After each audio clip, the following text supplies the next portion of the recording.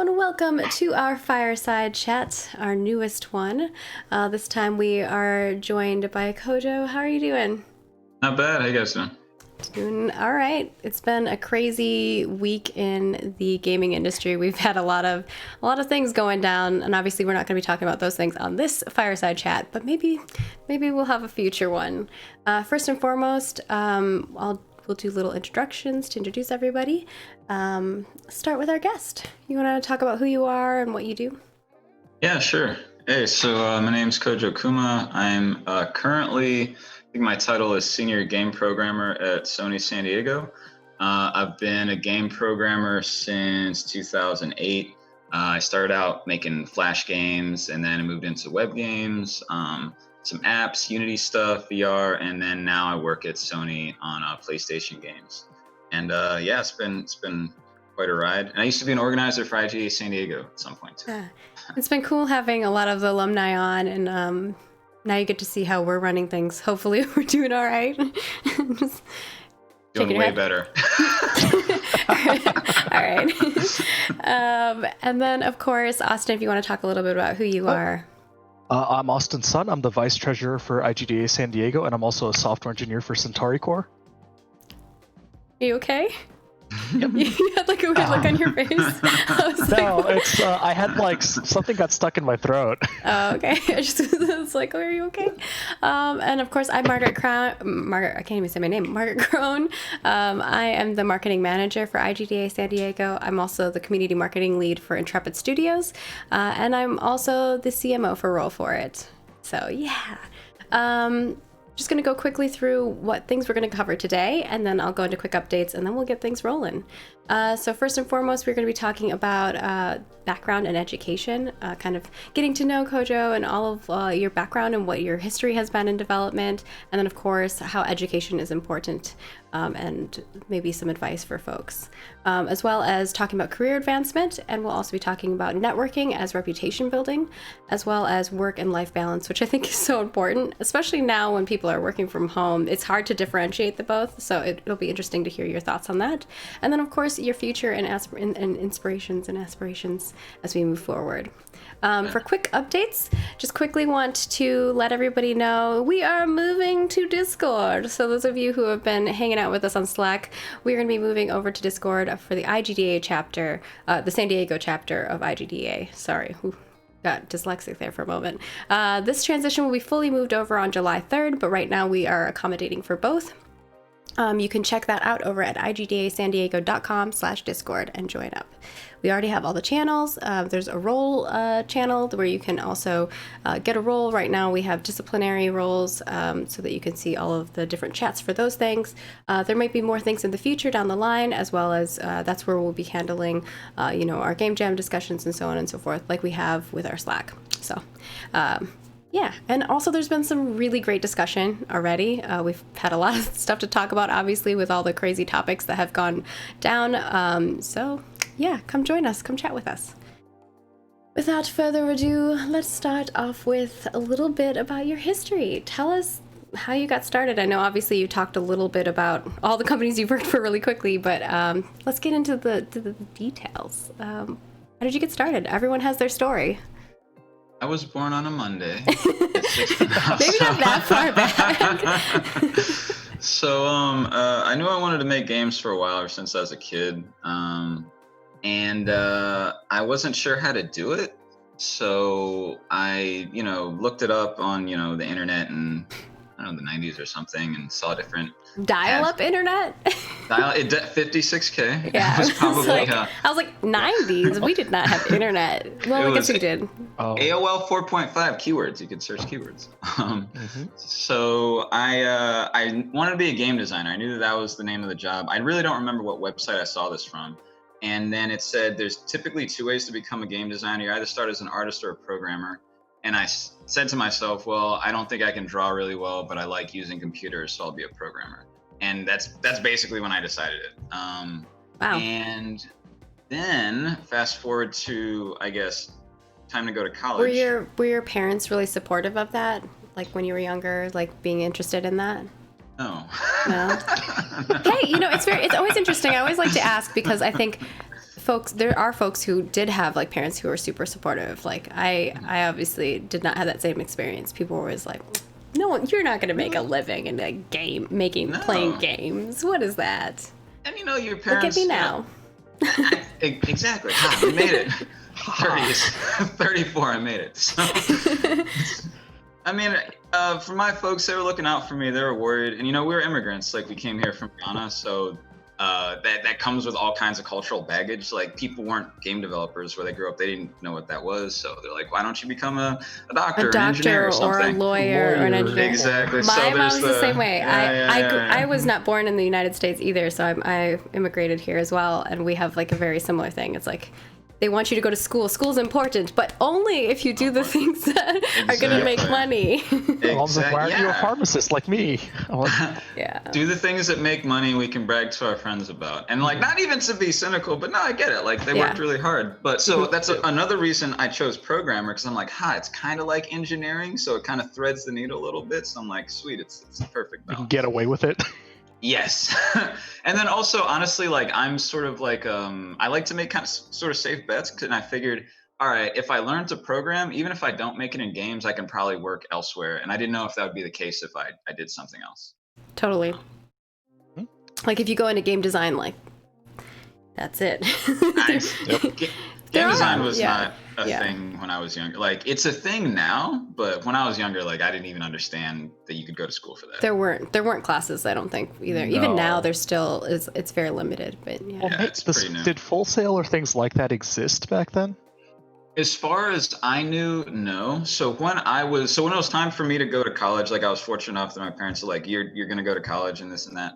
I was only looking at like traditional liberal arts schools. I wasn't looking at any art schools. I wasn't looking at any, professional programs. For one thing, I didn't know what art school was, and I didn't really understand it. In hindsight, that might have been a path to learn game design or other sort of like development multimedia stuff, but it never occurred to me. And I think DigiPen existed. I think I had heard of it. Yes, that's what I was gonna say, because that's the oldest one. Yeah. That's the only game school that I knew of when I was, going through and looking for colleges. It's like, I want to do games. Where do I go? UC Santa Cruz, I knew they had a master's program in game design. They didn't have an undergrad, I think. But I want to say like Santa Cruz was the first school definitely I heard of, like regular school with the game program. And then DigiPen was like it's the game school. But I was like, no, I'm going to go to the Portal guys. School. Yeah. But you were saying that you you were starting to talk about the education going into college. So I went to college and I double majored in computer science and cinema studies because it seemed like, interactive cinema is like the place to do it. And that worked out, I think, actually, in terms of like being able to talk about games and being able to like be a programmer. So my lesson there would just be, if you want to be a game programmer and you're able to go to college, you should do it. I think you should definitely get a CS degree.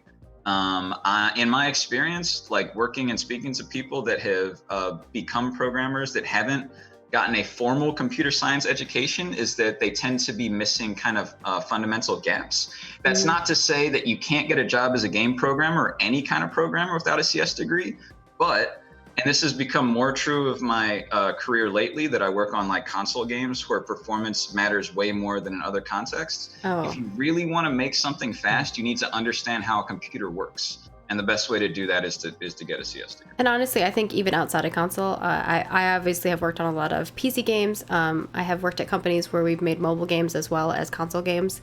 And in all of those elements, performance is very, very important.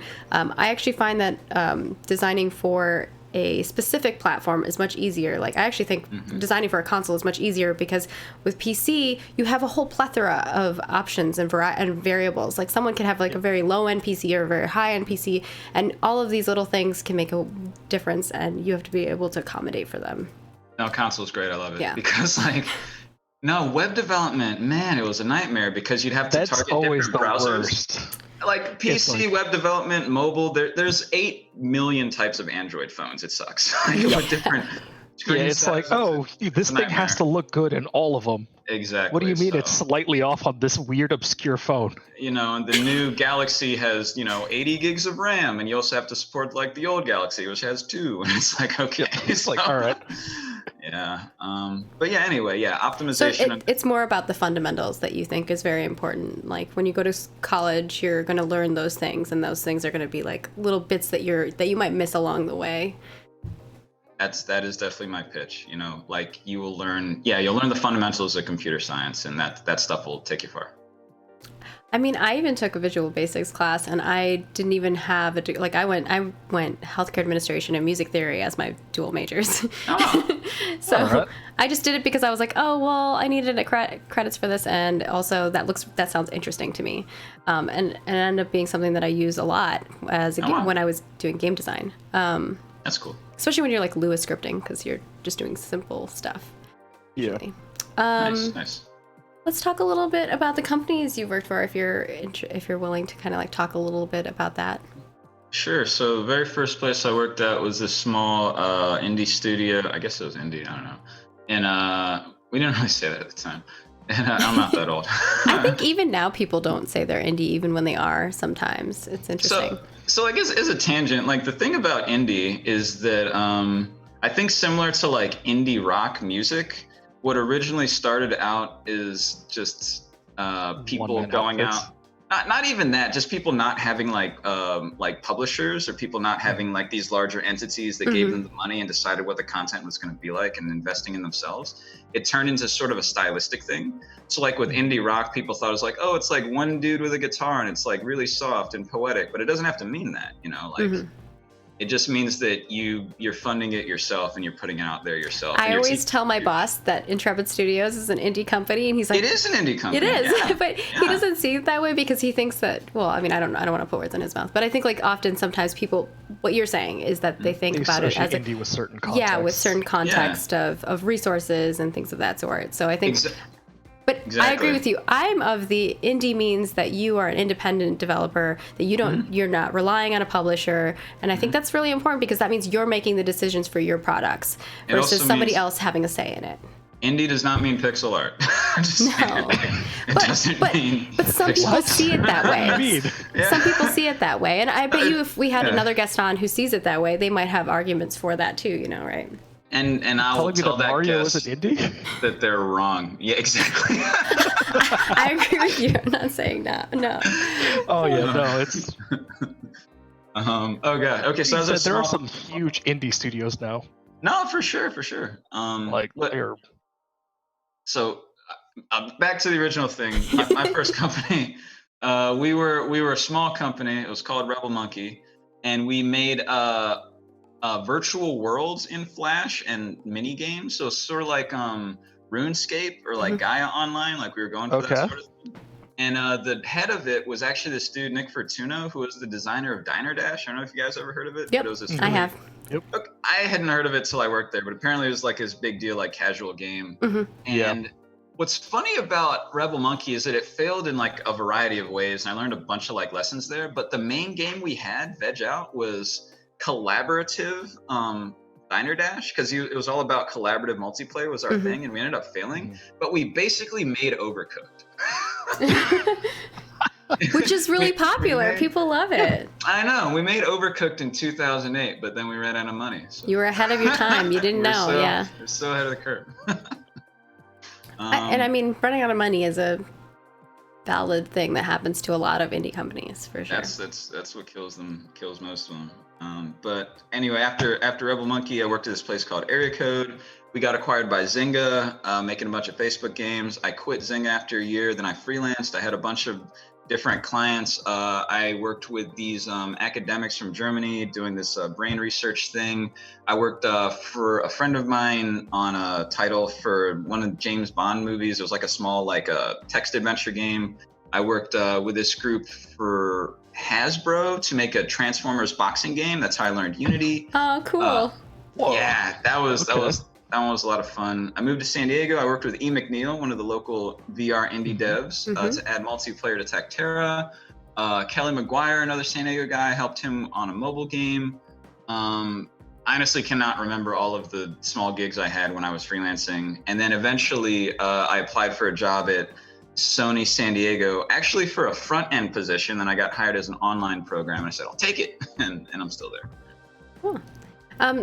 seeing that you've gotten to work at all these different types of companies, whether like it's like more indie startup-y, and then obviously all the way up to like more of like, obviously Sony is a pretty AAA company. Do you find that there are things, we had this conversation with Alex on our last one, so you can go check that out on our YouTube at youtube.com/IGDA San Diego. You know, but we kind of had like a much larger discussion, but I'm just curious about your perspective on this. Like, do you think that you prefer those kind of like smaller indie style companies, or do you like the larger aspect of like working for a AAA company where you have like a role and you kind of situate in that role? It's really interesting. I think I can only speak personally. I know that what I like in a work situation is feeling as though I'm learning and growing. And it really, and you can do that in both environments. So at the beginning of my career, when I was at smaller companies, I definitely felt like I was growing because I didn't know anything. So I was just learning everything from everyone. And since it was smaller, you could kind of learn more about what people with other disciplines were doing. By the time I started freelancing, I felt I was mostly doing like Flash programming. At that point, I'm like, all right, I know my way around this sort of thing. And with the clients and teams I worked on, I would tend to be one of the more experienced people on the team. So then the small teams were less interesting to me because I felt as though I had to do more management. I could focus less on what I wanted to do. Now that I'm at Sony and I'm with people that have been making games that like I played when I was a kid, I'm learning so much and I can focus a lot on just programming, which is nice because I feel like it's forced me to like learn a lot, just procedural things and corporate things and whatnot. But I do sort of miss being able to, you know, just have an idea and throw something in like you're able to on a smaller team because you wear more hats. So yeah, I think, you know, there's just each is sort of different. It depends on where you're at in your life. Yeah, but so long as I feel like I'm learning and growing, then, you know, it's a good situation. I like that perspective of it. I definitely feel that in the realm of things of you know, really focusing on growth as a person, and like obviously having people who are more experienced than you, you're always going to learn from them. I also will say this, as a leader or somebody who leads a team, you should be open to learning from the people that work on your team as well. I learn stuff all the time from the people that I work with. And I think like people who are like, I know it better than you, that's never going to be the way. And also, people don't want to be led by people like that. It's never a good situation. Yeah, also, if you're hearing my cat time. yelling in the background, I'm very sorry. He's talking. Kind of really quick side tangent I want to say. So how was the transition from Flash to Unity? Because I remember that was also too. When I was starting off programming, Flash was the thing to do. So I learned that, but like. So it's interesting. I made so many Flash mini games in my lifetime. I never ever want to do it again. Oh, you know what? It's funny. I had this weird like love-hate, mostly hate relationship with Flash because I never grew up playing Flash games, and to me, I'm like, oh god, I failed at making Flash games. But like, I guess I really felt that way. But it was like my foot in the industry. Like I'm making games, and honestly, like now in 2020, I fucking miss Flash, dude. Like it was nice. You could make something really quickly. You could edit something like really directly. And from my vantage point, the Flash game development community moved almost directly into Unity. Like a lot, like the popularity of Unity really came from Flash going away and people having this skill set that transferred over. It definitely helped when they came out with Unity 4.3 and they had actual 2D development tools where before people had to like force it into the 3D perspective, which required a certain amount of knowledge that you wouldn't have just being a Flash dev. But a lot of the indie stuff that we see these days too came out of Flash, like because it was so quick, easy to make something and just throw it up there. There was a ton of experimentation. Oh, there's a lot. What do you think about? Games I've seen now. Sorry, go ahead. Oh, yeah, there's a lot of games I've seen now that are just. I remember them as Flash games I played 10 years ago, and now they're selling hundreds of, millions of copies. Yeah.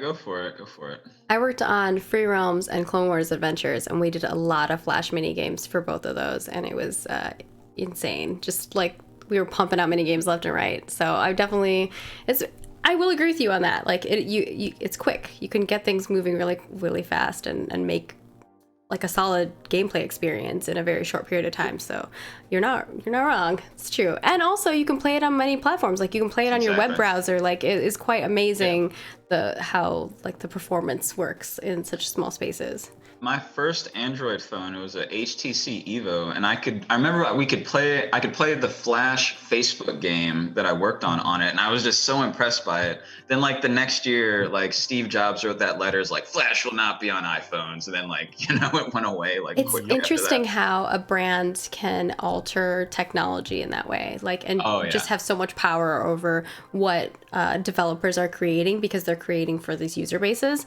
And obviously Apple products are a huge user base that many companies are trying to you know, get in the space of. So I think like that's rough. That's a whole nother, we could talk about that as a whole panel itself. My other question for you, because you were talking about kind of like different like programming, what do you think about Unreal and like visual scripting? Ooh, so I have been playing around with Unreal a good amount, and okay, Unreal, it's great and terrible.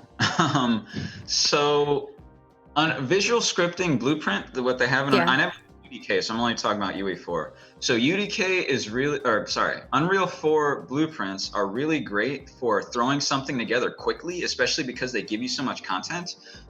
You can just make something interactive and try out an idea like very quickly. The problem is, in my opinion, that the blueprints are necessarily sloppy. So whenever I'm messing around with Blueprint, I spend at least as much time organizing the blueprints as I am making the actual logic, and that's really a problem. And I see, trying to make it look pretty and organizing. I can see how that could be. The other big problem with blueprints is that I find that 80% of the time, what it says it does, what the documentation says it does, and what it actually does are three completely different things. Yeah, Epic's documentation isn't good. Dude, I could rant on blueprints, so I'll hold it back a little bit.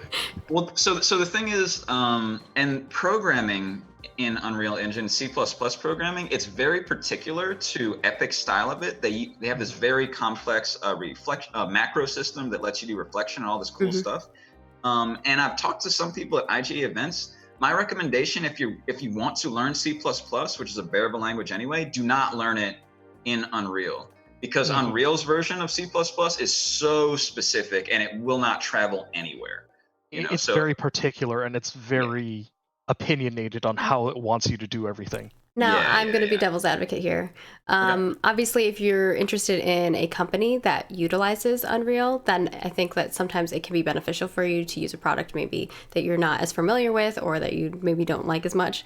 So if there is a company that you're interested in working for that you know, utilizes that as their engine, then perhaps it is a good idea for you to learn it. Don't get me wrong. No, I love Epic. I love Unreal. Learn it if you want. Just know going into it, if you're learning C++, that C++ is for Unreal. If your goal is to learn Unreal C++, do it. If your goal is to just learn C++, Unreal is not the best place to do that. I also think that if you're learning... The company I work for does use Unreal, so I have a lot of experience actually like utilizing Unreal. They do by default have a lot of tools that are really easy to use. So somebody who I actually have worked at a lot of other companies where obviously I did not use Unreal, but now having had to kind of utilize it for my job, I think I haven't had any issues, but I can see where maybe somebody would. I think it's also, and I can see your perspective, the way that you're presenting it as well. It's more, I think, is also you kind of, if you're going to learn C++, you need to learn the fundamentals. Yeah. And you're not going to learn that in Unreal just because they try to hide or they opinionate certain things away. Right. Well, I think their goal with their engine is right. Like their goal is to make it easier for people, especially outside of programming, to create content. But not to say that that is the case, but I'm just saying like that is their goal. We like Unreal. I'm just trying to think of I love it, but I also hate it. I'm just trying to play the devil's advocate, obviously, because there's the other side of it. There's another side of every story. You have two programmers here who are... To be fair, I am not a programmer, but I have done a lot of design work, and obviously I utilize it from a design perspective, which often you are programming to some extent, even with design. When you're programming spawn behaviors on creatures, and when you're creating quest lines, you're still doing some semblance of programming. Abilities, when you're creating abilities for a race or class, those things are all done through some semblance of programming, unless you have a tool that has been created for you, which would be lovely. But that's not always the case when you're working at a company. You don't always have tools that were created for you. Right. Yeah. I guess we can go into kind of our next question here, unless there was anything else in your background that you wanted to kind of share with us in regards to getting into the industry. Getting into the industry, I would recommend, so if you want to be a programmer, and I tell this to all programmers, I think that, and you've never done any programming, because I didn't as a kid. Like sometimes you meet game programmers like, oh, I was programming since I was 7-year-olds. I didn't do that. I was intimidated. I didn't program until I went to college. So you can do it. In hindsight, I would say start with web programming just because it's the most accessible. I always tell everyone go to W3 schools, learn HTML, JavaScript, and CSS just because it's really easy to put something on the screen and then change it. After you feel a little comfortable with that, in my opinion, I think that you should learn C. I don't know if people say that as widely these days, but not even C++. Because I think learning C forces you to understand how the computer manipulates data. And a lot of higher level languages, especially Flash, they abstract those things from you. Like in Flash, there were two number types. It was, I think, int and number. And one was 4 bytes and one was 8 bytes. And you had no idea. And when you move from that to another language that has more nuanced data types, you just kind of get confused. What is a float? What is a double? Why do I care? Why isn't it just a number? Yeah. What's the actual difference between any of these? Exactly.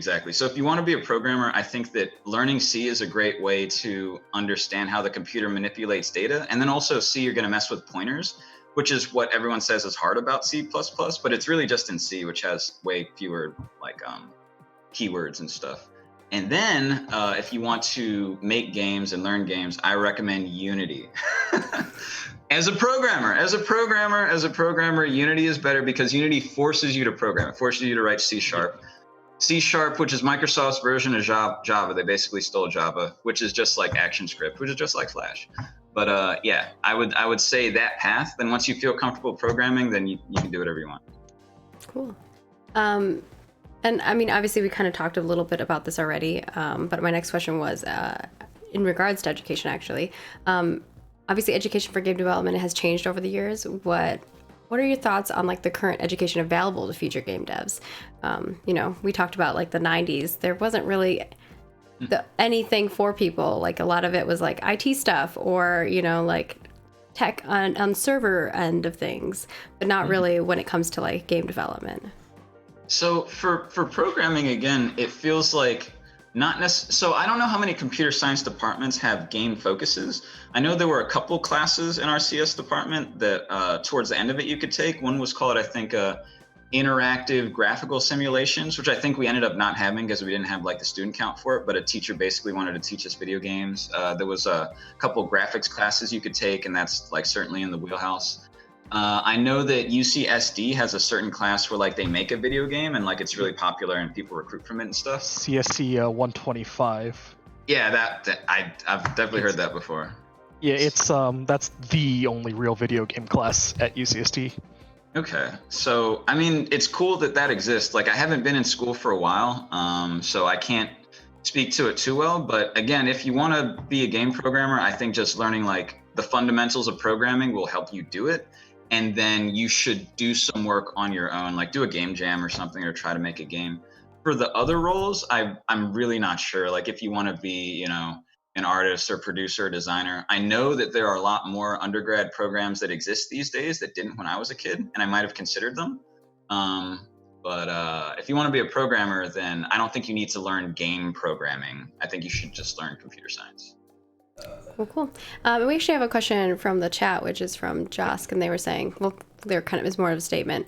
They were saying, if you do JavaScript, might be useful to pick up Node in between.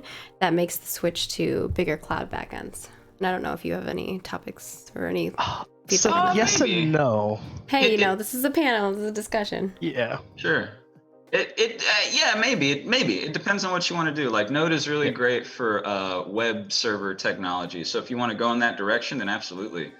But if you just want to, I mentioned JavaScript just because it's in all our browsers. You can literally open up Chrome, press Control-Shift-J, and start typing you can look Java. at the inspect, And you can just start typing JavaScript and like stuff will pop up on the screen. So it's just really easy to like get started. With other languages, you need to install an IDE and a compiler and this and that. Like you already have JavaScript, so that's why I mentioned it's just really accessible. And then it goes in a bajillion directions with like Node and Angular and all these like frameworks. Yeah, that one is a whole other. I just brought it up because someone brought it up. We don't have to get into all the detail. It is a fair point. You can definitely learn that. Yeah. And I think you kind of already talked about if you like in regards to advice for future students in your field. I think you kind of already provided that information, so I think we'll kind of skip that question. Furthermore, what is one mistake that you've learned from over the years that you're like, obviously there's probably, in my regards, I've definitely made more than one mistake. But if there's one that you could look back on and you're like, if only I had learned if future me could go back in time and tell past me this thing. Okay, actually, I thought about this one ahead. So one mistake I think that is useful to communicate is wanting a job without knowing the criteria for the job or making an effort to acquire it. So this was a big mistake I made for a while. I remember when I was in college and I would just look at these companies I wanted to work for and be like, game programmer, man, I wonder like what it takes to do that. And I would read the requirements sometimes and it would just seem like something that I could never achieve. It's like, you must previously have worked on a game. I'm like, this is like a chicken and egg thing.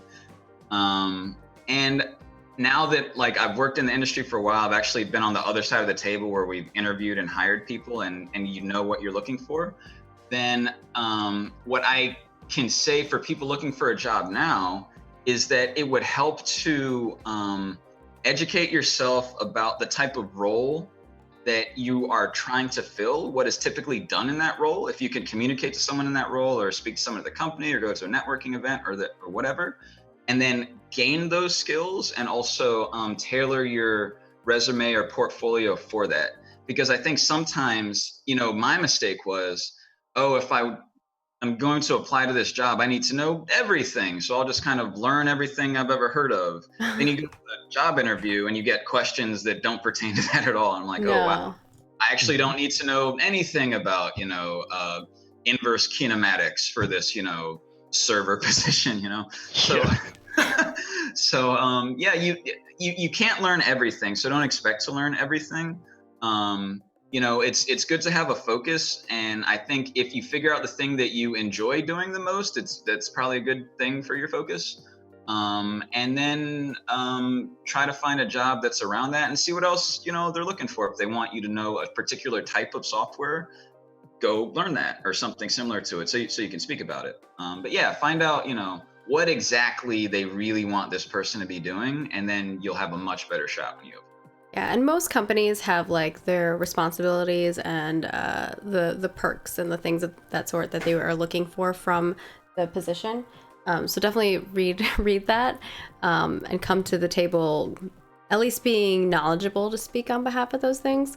But I would say that even some of it's not even like knowing everything. I think whenever you get into an interview, if you're honest and you're like, hey, I don't know that thing, but I am willing to learn and I will take whatever time is needed, even if it requires me to do that out of work hours, that goes a long way. As someone who interviews a lot of people who fake it and try to act like they know what they're talking about, it's very, very apparent that you don't when you don't. Like, just be honest. That's all that most people want from you, is that you are honest. And someone in chat was saying, learn what basically the features and systems at a high level and how to navigate their kind of stuff, which definitely makes sense. And also, I feel like another thing that helped me personally was talking to the people with those positions. Yeah. Because even if it didn't give me any new information, it kind of put me at ease. Like, this guy made it through. He had, his own similar kind of experience. And often you could reach out to those people through LinkedIn. Like you can see somebody else who works there and be like, hey, I'm interested in this position at your company. I was just curious about X or Y. And just keep it short and sweet. Don't get too crazy and like write them like a 10 paragraph thing. Like just short, one question, keep it simple, let them answer your question and leave them alone.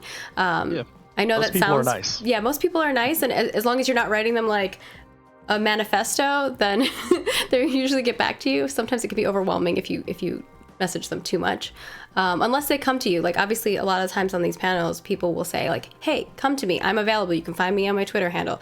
Like, if in that case, then obviously you can send those people messages. But our Discord, you should join us. Obviously, we over at IGDA San Diego, we have a lot of people who are very interested in chatting, and we have channels specifically for those things. So definitely come ask questions. There are people who are willing to help provide you with answers. And then, of course, our next question here is, what do you think is your biggest accomplishment so far? Give yourself a little pat on the back. What's one thing that you're like really proud of? I wasn't really sure what to say for this. One thing I am proud of is after my first game company went under Rebel Monkey, I was living in New York with two of my roommates. Both of them moved out of our apartment to go to law school. And, oh no. Yeah. And then, are they still going to law school? No, they're done. I'm old. You're not old.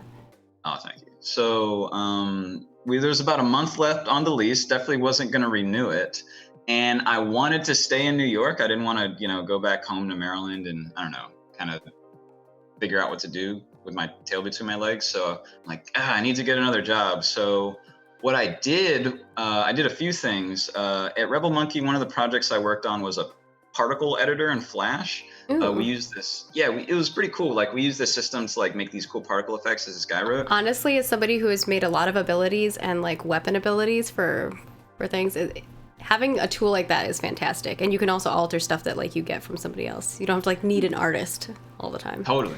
Yeah. Then you can just like stare at it all day. Like, yeah. It was fun for me.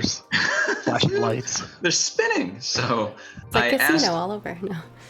I asked the founder of the company, I'm like, hey, can I like keep that code I wrote since, we don't exist anymore? He's like, yeah, go for it. So that's nice of them. So I appreciated that. I threw it up on Google Code at the time because I don't know if GitHub existed or whatever. Yeah. But that's an old. Yeah, I'm like, I don't know if GitHub how long GitHub has existed. So, and I didn't know Git at the time, but I took the work that I had been working on there, and then like I just added some features that I wanted to it, and I used that as sort of like a portfolio piece. I bought a domain and a website, and then I made a website for the first time. That's how I found out about W3 schools, and I just like applied like mad. And I got pretty close to, I think, 3 jobs. One of them was this place, MZ Wallace, where I would have been their IT guy, and it was like a boutique, like little like fashion place. So I would have been helping them sell purses. That's interesting. Oh, okay. Yeah. That's like, imagine the path that you would have been down. You'd be on like some kind of like fashion production fashion podcast. Designer Instead of this podcast. Like, I'd be dressed way better, and I'd be living in Soho right now. I'm always curious, like I always think about like the paths that I could have taken, it's always interesting to think about it. Oh my gosh, I spent too much time doing that. It's Anyways, you were saying there were like 2 other ones that you had. The other one was LimeWire, if you guys remember I know that. LimeWire, yeah. Wow. Yeah, okay. yeah. That was like right before like music streaming became a thing and we were all still downloading it. LimeWire was like, pretty big. It was the like on mainstream one. Like, yeah. It was big, but also like it was full of viruses. Like LimeWire was terrible. Yeah. It's also maybe There's not a lot of the stories, most legal thing in the world. But think about this: if you were on there, maybe those issues wouldn't have been. Maybe you would have programmed them out. Or maybe there would have been particle effects when you downloaded a song. That would fit the aesthetic of the time. Let's be honest people here. loved that, like that, like the music vibes with the the particle effects. Yeah, people love that stuff. I would have made a visualizer if they let me. Yeah, that's what it was. I'm trying. The word escaped me. The visualizer, yeah. And then the last one was the job I got was this other game company called Area Code, which I found through a friend of the founder of the previous company had reached out to me, and he's like, hey, we're looking for a Flash programmer. You're a Flash programmer. I'm like, I'll do it. So I literally got that job like within like 28 days. I was subletting an apartment in like Harlem. I had all my stuff in storage. And the first month was like $1, and I got it out after the first month. And it was like, anyway, it was a whole kind of like lost my job and recovered it in a short time. So that's good. That's an achievement. Yep. I think that's an achievement, especially in like our industry. We get a lot of layoffs, and it is so hard. There are times where people go, a year or so without a job because it is a very competitive space. And depending on like the field that you're going into and how much expertise you have in that field, and if you have people who you can network with, which is going to be a great, transition whenever we get to that topic. Sometimes you just don't have that, and being able to get a job really quickly after something like that is, especially if you have like a family and kids and stuff like that, I can't even imagine. So I just to say, I was lucky. Like I don't have any dependents or anything, and it's not like I created the opportunity, but I guess what I feel is an achievement is I was ready for it when it came along. So yeah, that's what I'm proud about. Hey, it's the little things sometimes. Success is luck, and being able to take advantage of opportunities as they come. Yeah, you gotta be ready for them when they show up. And sometimes it's hard to make that decision, like of whether you want to go somewhere else, especially if you've been somewhere for a really long time or it's your first place that you've ever worked at in the industry. It can be a really, stressful decision in your life, and it's those paths that we take and those decisions that we make that build our journey. So our next topic here, we're actually going to switch over to career advancement, and asking for a raise in any form or any form of career advancement, whether that's like asking for a raise or moving positions into a different position or becoming a lead or whatever that may be, can be kind of a stressful situation. Do you have any good strategies or tips for folks who are looking to maybe they're just a programmer or an associate programmer and now they're looking to move up to a senior and so on and so forth? A few. Research comparable salaries in your field. Talk about the work that you're doing, be direct, and don't be afraid to talk about money. This was something personally I had to get over, and I don't know if it was like a cultural thing or, by nature I really didn't like confrontation when I was younger, and sometimes you feel uncomfortable talking about it, especially because you can feel so grateful having a job in the first place and job in the games industry, which a lot of people make games for free.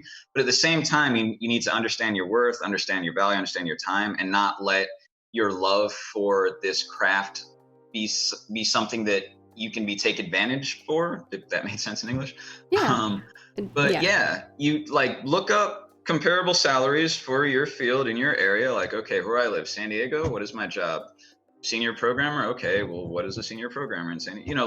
Look up. Yeah, looking at your position, like if you are just a programmer one and you want to be a senior programmer, looking at the roles and responsibilities also I think is important. Being like, oh, do I fit the criteria of that secondary thing? Because often people want you to be like, you're already doing those things, so why am I not getting paid for those things, right?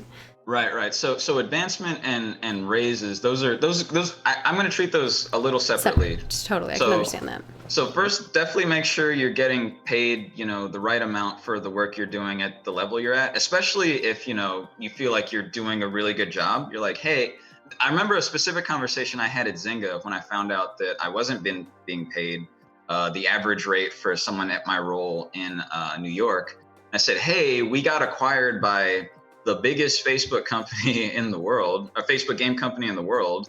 And I'm looking at, average salaries. My salary is below average and I know I'm doing above average work. So what's going on? Yeah.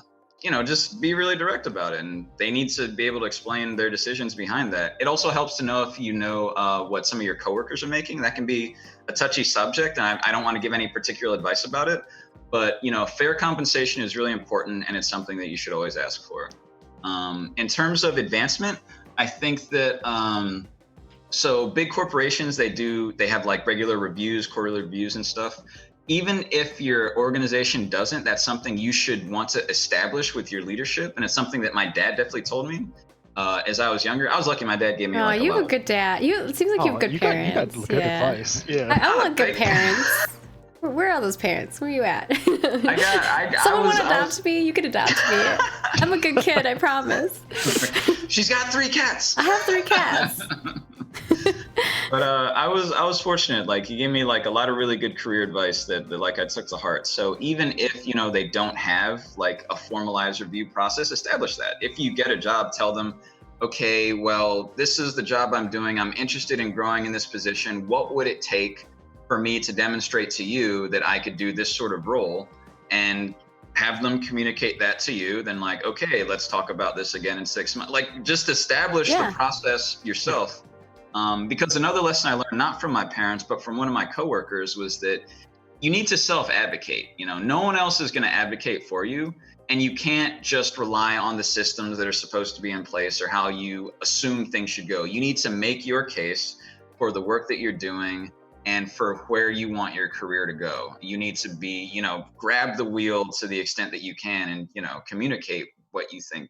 I think also on the topic of money, not only like obviously those are all very important, and those should be foremost, is like what are like the competitive pay, right? And of course, are you getting paid the proper amount for that? But beyond that also is if increases to rent happen in your area, that can be a great opportunity to be like, hey, you know, these things are happening in my area. Obviously, I want to keep working for your company, but in order for me to do that and pay for gas and be able to live my lifestyle, this is another thing that is on the table as well.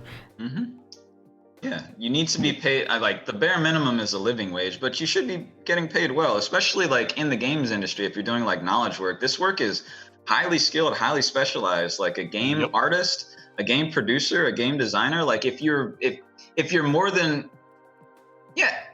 everyone should get paid like a responsible like living wage. But especially if you're more than a junior, if you're mid-level and you really understand your craft and you're really doing like complex work that required a lot of, you know, time and effort for you to acquire, you need to be compensated for that. Or managing a large team of people who are doing those things, and that means you have to be knowledgeable about a wide variety of things because you're aiding all these people in all these different departments and all these different specific things. And that can be very important. One thing I also want to kind of push up on is, you have to be your own salesperson at those. You really do. And that's hard, I think. It's really hard. Yeah. I think that's hard for a lot of people who are maybe more introverted too. I think sometimes like we have a hard time like being like, I'm good at something. We're always like, I could do better. And sometimes it's hard to put yourself in a mind space where you're like, I am worth it. I do deserve this. Right. And I learned that the hard way. I was making $10 an hour for a long time as a game designer. No, that is not. Yeah, and I was like designing full areas and of like a whole zone of stuff. Like it was not good. Companies will take advantage of you. They're out for their best interest. They're not like looking out for you. And sometimes you do have to go to another place and be like, hey, what am I worth? And then coming back to the company and being like, hey, this company, as hard as it may be, and I know that you were saying like confrontation is hard, sometimes that's the easier way, because you could be like, I have this offer that is for more money, but I would like to stay here because I enjoy this company. I enjoy what you have for me, but I also think that I'm more valuable than you're allowing me to be. And sometimes a company, if they value you, they will pay you more. They will think that you are worth it, especially if another company has an offer for you. So 1,000% what you said. Another great piece of advice my dad gave me is the best time to look for a job is when you're employed.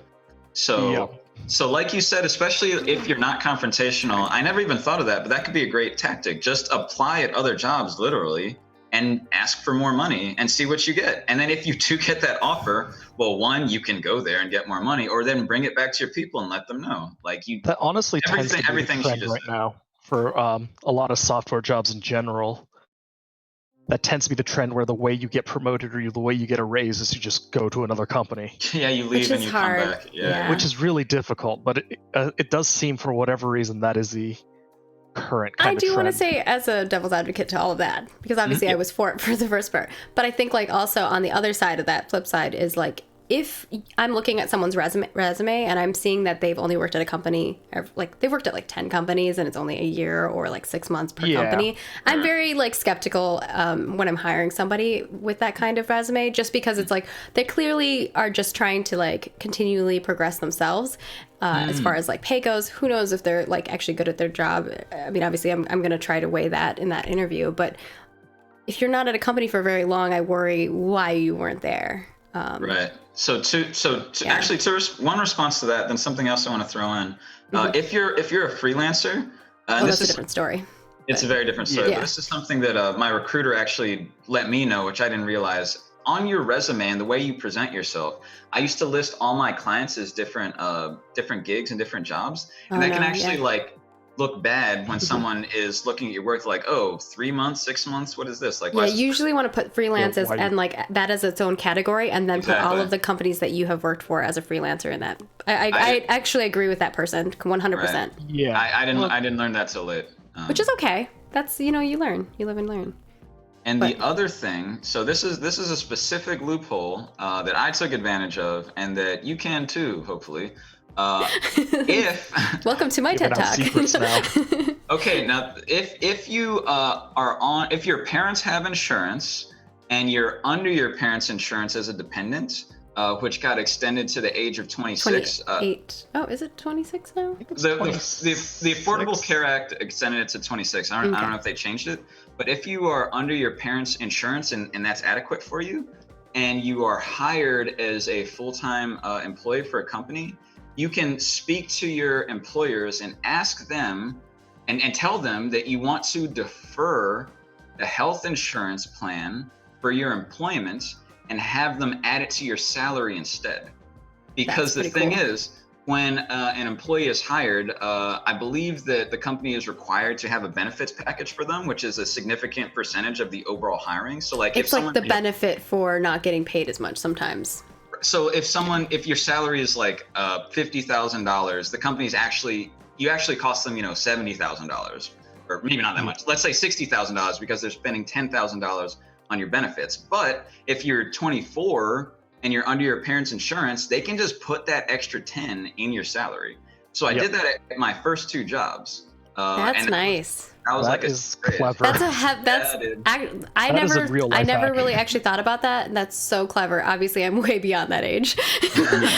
But, I haven't been a dependent in a while. I also have never been a dependent since I was like 14, but that's besides the point. But I think like for people who have, like, that's fantastic. I never even thought about that. But if you're in that situation, that's something you can take advantage of. Yeah. Do it right now. Talk to your HR person tomorrow. That's a lot of money. Like, it may not seem like it, but that's a lot. The cost of health insurance is a lot, and if they can save money on not having to, Because my second also hug your parents. Like, seriously, just go give them a big hug. Tell them Maggie sent you to give them a hug. Because honestly, I wish I had parents who supported me in that way. Call your mom. Call your mom after this. Yeah. Mother's Day just happened. You better have already called, and your Father's Day was just this weekend.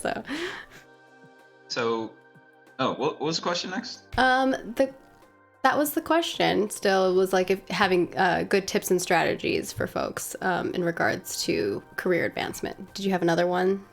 Maybe that was the last one. That's probably the last one. I feel like we need to have your dad on. Is your dad available? Because I feel like we need to Father's Day edition. Have him hop on. I'll just get all of our previous guests' parents on. That would be so fun. That'd be cute. It would be really cute. Also, it's always interesting to me because when my mom talks about like my career and what she thinks I do is not what I do. So it's always interesting to hear from parents' perspectives. And obviously they're all proud of you. I fix iPads for a living. That's because you fix her iPad. I can't even do that anymore. For the rest of your living, you will fix her iPads. That's true. So my next question here on this topic of career advancement is, some companies will offer titles instead of raises or vice versa. What are your thoughts on this? And should a raise and title bump always be combined, or do you think it's acceptable for these to be separated in advancement options? So my gut reaction is like, that's dumb. But a fairer, more nuanced response is that any title raise that also involves a change in responsibilities should clearly involve a pay raise. If you're just moving laterally, somehow, if you're going from associate, programmer to associate producer or associate artist or however it works, then maybe there's not even going to be a raise. There might even be, a decrement with that. I know people that have moved from programming to design because they're more interested in it, and then they'll take a pay cut because of what, I don't know, the market going rate for those prices or whatever. But if a company's trying to say, hey, you're doing such a great job, now you're the such and such, and we want you to do XYZ, and we're going to pay you the same, bye, like, that's bullshit. So if they're trying to get you to do more work, then they should be paying you. It's as simple as that. I mean, I'm not disagreeing. It is a topic that I thought was interesting, and it's something that people talk about all the time, or I see it happen at companies. And I was just curious, like, obviously this was something that you wanted to discuss. So hopefully the topic or the question was not bad. No, it wasn't a bad question. Okay. No, because it's obviously something that happens. And then, okay, so to be fair, the value needs to be there for you. Clearly, the clearest representation of value is going to be more money. Sometimes it can be other things, if with the increased responsibilities, you feel as though you have a real direction and where the product might go, and that's satisfying for you, that might be a decision that you're willing to make. But the value needs to be there for you. And I don't think you should count value in stock necessarily unless the company is already successful, because otherwise it's a percentage of zero and who really cares about that? Yeah. But if you're getting a title change, it just needs to be meaningful in an actual way. Like there needs to be some increase in value to your compensation that you understand. I just want to say this because someone in chat said, Tetragon said, have their parents do a game jam. Let's see what comes out. I would love that. That would be so cute. Parent jam. Or even grandparent jam, where you have like grandparents making games. Oh my gosh. That'd be fun. It'd be like, it'd be so interesting. A lot of non-digital stuff. My mom's like, how do I turn the TV on? And it's a monitor, not even a TV. Literally, it's gonna be. I'm gonna share this story because I think it's really funny, and I've told it before. My mom, one time, I was like, hey, you need to call this number or go to this website. But, obviously the website's easier, so just go to that, and here's the link and all that. She's like, well, I don't get off work till 6 p.m. Will they be open? I was like, Mom, it's a website. It's not closed. You can go to it 24/7. It was just like a funny, like, oh no. That's awesome. When you have parents who don't know technology. You had a good question. For freelancers, do you need to ask the contractor if it's okay to list their name and some of your responsibilities in your resume, given if you signed like an NDA or anything? Wait, sorry, ask that again? So basically the person's asking, do you need to ask your contractor if it's okay to put, them down as a contact and what your responsibilities were in your resume? You should be able to speak about the work that you've done without giving away too many details. You can say unannounced project or whatnot. Like maybe some clients would want people to not even know it exists. If that's the case, you need to have the conversation with them ahead of time and plan for that. I don't know and I'm not even sure if that's something I would recommend necessarily, because anytime you're going to spend time working on something, you want to be able to have something to show for that. I think on your resume you also don't even have to list what, like as a freelancer, you don't even have to list what you did for the company. You just have you can just literally list the company. Especially when you're listing like a whole bunch of them, you don't want to like have like every company with everything that you ever did on that, because it's going to get crazy and long and hard to read too. Yeah. You want to keep your resume short and sweet. You can also abstract things out in a resume. You don't have to say specifically what you worked on, but you can give vague ideas of the skills that you used. The most important thing is that you can talk about it once you get to the actual interview. So the resume is just to kind of let you know, hey, I did work over here. And then you can elaborate on it. And of course, if they specifically, like often if it's something like that where you're not allowed to talk about it, it'll be very clear in your contract. So definitely read your contracts, because if you don't read your contracts and it says not to, then that's a whole other thing. And ask questions. Yeah. And if you're ever in a situation like that where you're not sure, just ask, because then you'll have your answer. Especially I think with like government work and stuff like that, it can be a little bit weirder. Yeah. As Austin knows. Oh boy. Moving on from there, our next topic is networking as reputation building, and I think this is such an important topic, and I'm really glad that you brought it up, because we haven't gotten to talk about it on a previous Fireside chat yet. Obviously, in this industry, it's really common for folks to hear about positions, to be referred to, or even be referred because of someone they know. Where are the best places to network? Because I think that's often the question I get is like, well, I understand the value in networking, but like, how do I find these people? So it's weird, in my experience, and I wasn't sure how to answer this, but I sort of feel like the best place to network is at your job. That's not a bad one. The other one I was going to say is bars. Yeah, because bars after a conference. Bars after, that sort of thing is good, but to abstract it a little bit, and again, so maybe my dad should be on. Another piece of advice he gave me. Can you call him up and be like, hey, just get him on the call right now. just be like, hey, Dad. Is wherever you go, you want to make sure you do a good job and that you're known for doing a good job. And that, if you can, you want to build some sort of you want to build something that lasts, like some kind of monument. So like they remember you. If the people you work with know you to be good at what you're doing, then in this industry in a few years where there's typically a lot of turnover and people are going to be working in different places, you're going to come to mind when they're looking for someone to fill a role. They're like, oh, we're looking for a program. Oh, I know a programmer that I worked with at such and such. Yeah. That guy was really good. Let's look them up. So, just be known for doing a good job at your job, and that will, pay dividends in the future. It can hinder you if you're not good at your job.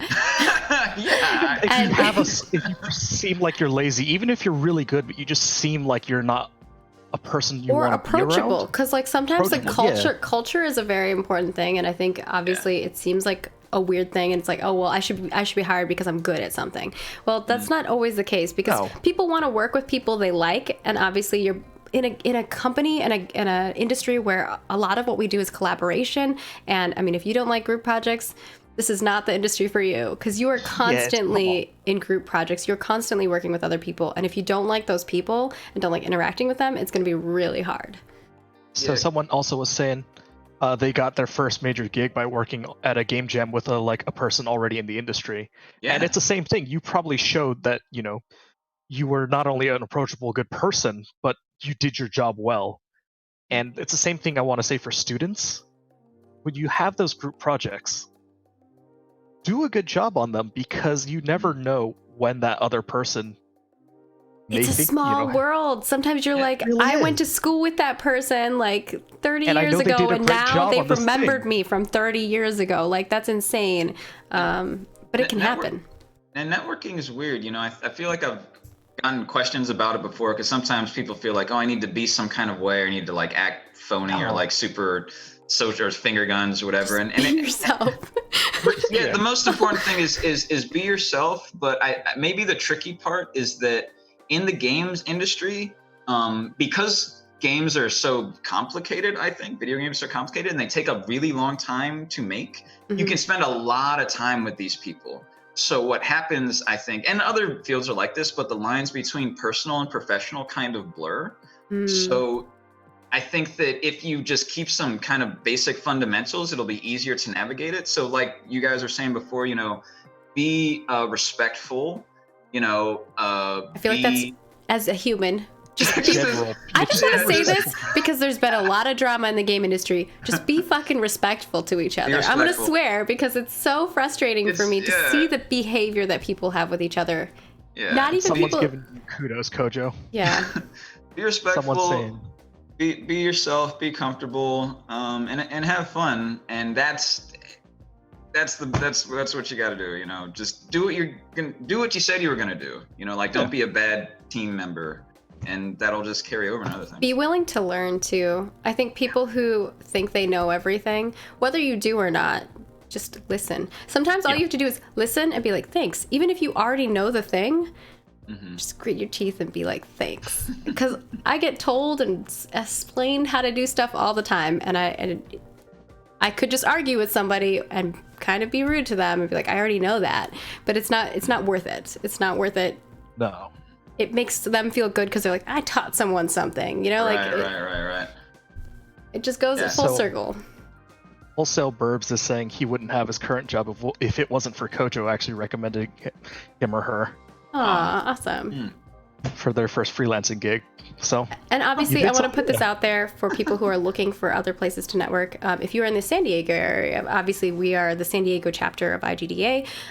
You can definitely come hang out with us. IGDASandiego.com/Discord is where we currently have all of our communications. So if you want to come over there, we have lots of different channels. If you're looking in a specific field, there's a lot of people there who are willing to help you, who have, had 10 plus years in the industry, and whether their current job is in the field that you're looking for or their past, they'll be able to help you. And also there's just a lot of good people in there with a lot of interesting discussion, and if you're interested in game development, definitely come over and check it out.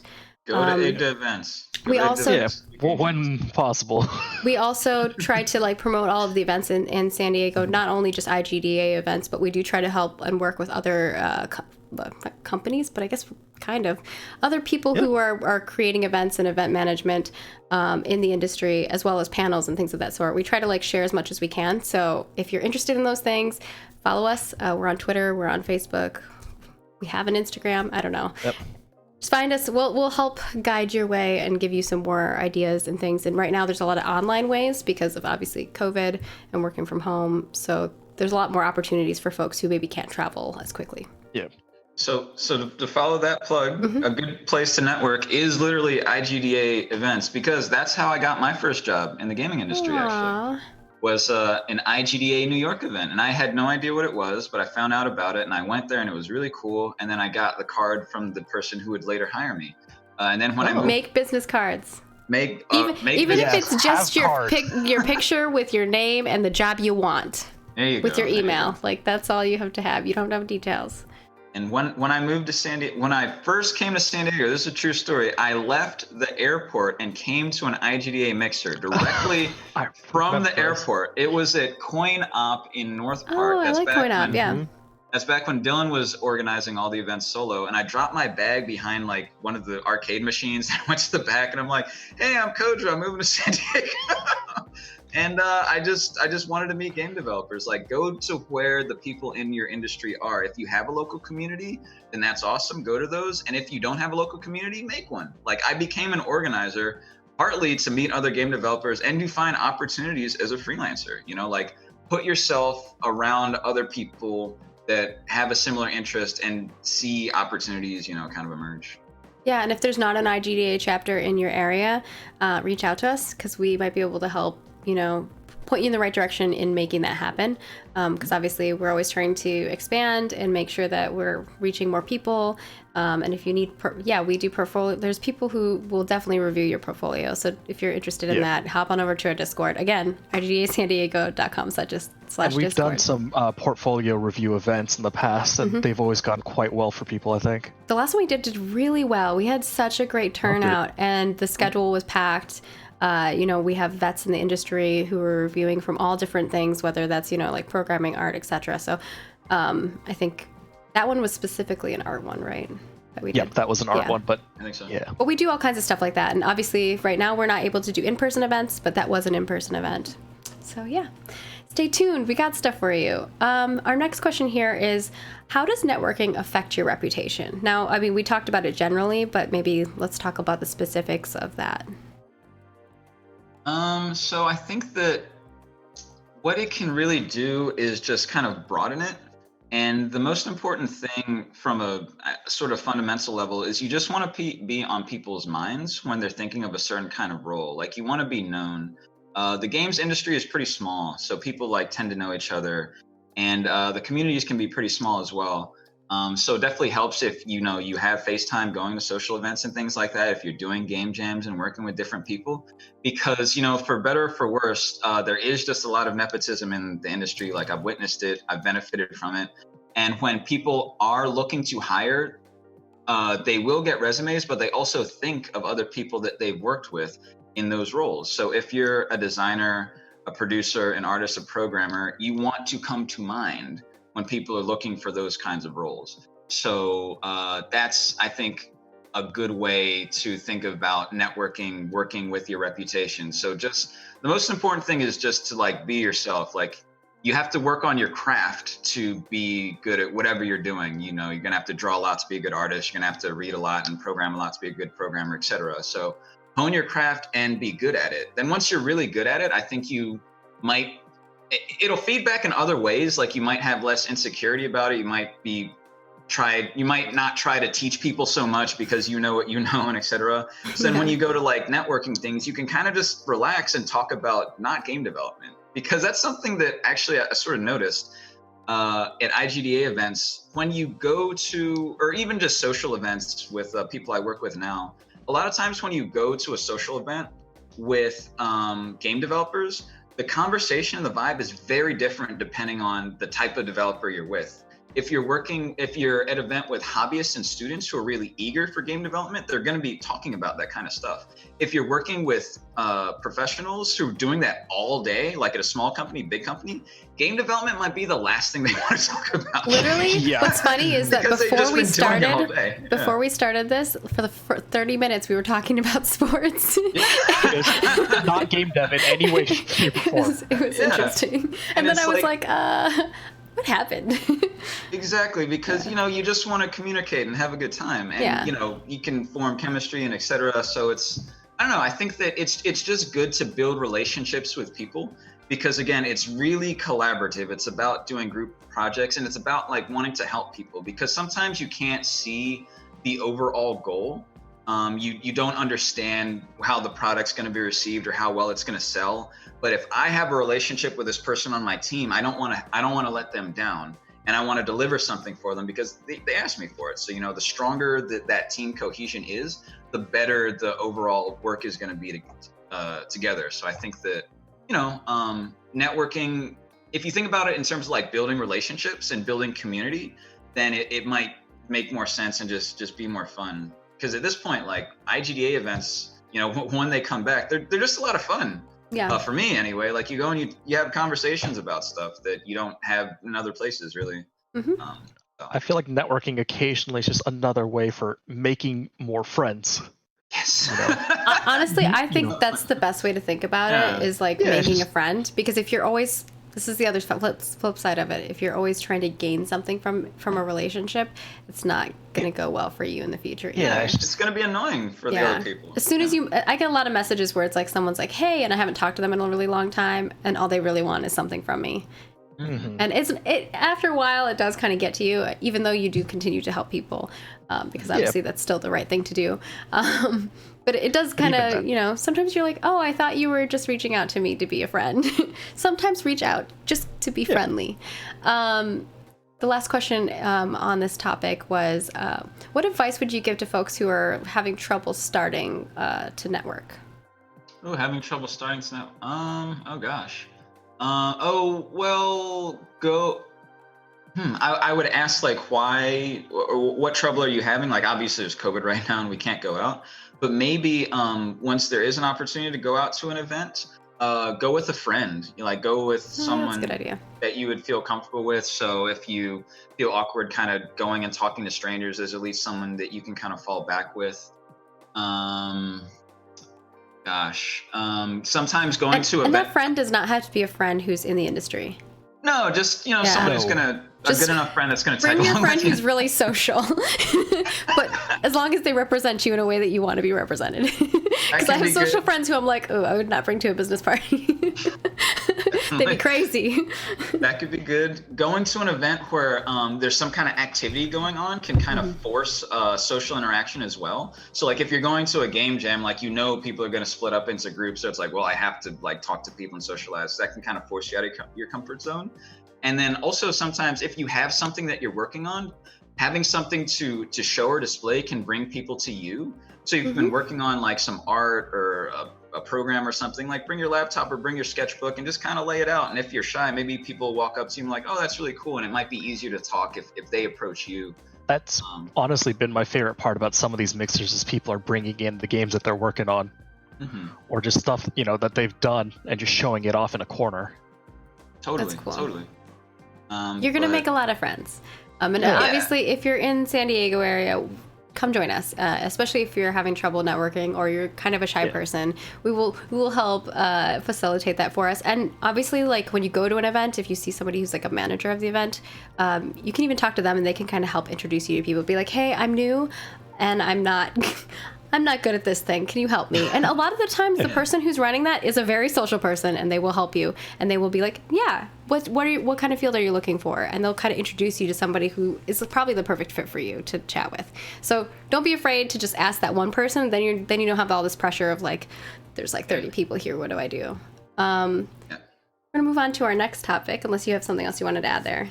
Just one more thing, like Margaret's saying before, think about it in terms of making friends, just if you hear people talking about, Smash and you have an opinion, go talk to them about Smash. Like maybe you won't talk about the game dev the whole night, but go and be comfortable. That's the most important thing.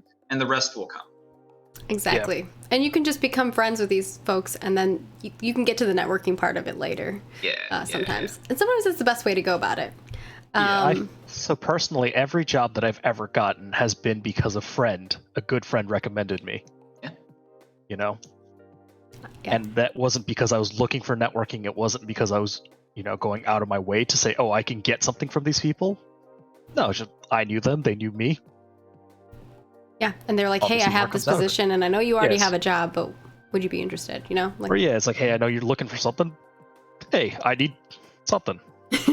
Yeah, simple, plain terms. Yes. Our next topic is kind of a big one, and I'm really glad that you put this on here, and it was kind of the last topic that Kojo had put out there, which is work-life balance. And I think it's so important, especially now where we're all home. So, we often hear about burnout in the game industry due to crunch, and the turnover rate for employees can be really quite rough. What do you think are maybe the main causes of this? So this is obviously a touchy subject for a lot of people. Mm-hmm. I want to give a fair and honest response to how I feel about it, because I think that crunch can come from a lot of different sources. I think that sometimes it's really just the cost of ambition, like you're trying to do too much. I call it scope creep. Scope creep, absolutely. Yeah, that's the PM. Well, that's a PM talk. So not even on like the production side, sometimes just on the pure development side, like you're trying to do something you've never done before, and you're just trying to figure it out, and it took a lot of time. That's not always the case. Sometimes it's just poor planning, honestly. Like there just wasn't enough accounting for how much needs to be done in a certain mindset. Or someone says that something's going to take them a shorter period of time than it really does. Yeah, it's really important to be able to make good or to do your best to make good estimates, and also like a good producer, I feel like, understands someone's actual estimate. Like, okay, Kojo said that'll take. Kojo said one day, it's going to take him 3 days, but I'm gonna account for that. I'm just gonna nod my head though. So like that sort of thing, like a good producer knows how to like sort of manage those things out. Mm-hmm. I will agree with that. And then something else we mentioned before is that people can be taken advantage of because, again, like you love working in the game industry. So sometimes a management team or a higher team will just be willing to ask people to work more because they know that they'll say yes, and they might even seem eager about it. So that sort of relationship really needs to be mitigated, and something needs to be wary of, because again, you don't want your love of something to end up burning you out. I think that it's all too common of an experience. Mm-hmm. Another thing with crunch culture that I wanted to talk about that I haven't seen written about a lot is that I think that for me, the lines blur when a work environment is really relaxed. And I think because of that, it can make the time that you spend working not seem like fun. Yeah, well, exactly. So it's like, it feels less like work. Exactly. Like you're hanging out with people you like, and you're having a good time. Hanging out with people, you're talking about games, you might even be playing games for a while. You're like, oh wow, like I was there for 14 hours, but it didn't really feel like that. And I think that can go a couple ways, because it might be the case that in terms of how you honestly felt, you were only productive for, half of that time. So maybe you were actually just hanging out, but it can also go another way where like, no, we expect you to be here for 14 hours. So I think that it's very gray. The most important things about work-life balance and crunch, not even crunch, I'll say work-life balance, is that it's very important for people to understand and agree to the work situation that they're entering beforehand. So if because honestly, and this should change, but some places just have a reputation for working long hours and having great rewards at the end of that. And that is a deal that some people are willing to make. It's not necessarily accessible. It's not necessarily for everybody, especially if you're a parent or if you're of a certain age or whatnot. But for some people, like, okay, you're going to work 80 hours for a couple months, and then you're going to get an enormous royalty check. And for some people, they walk into that willingly.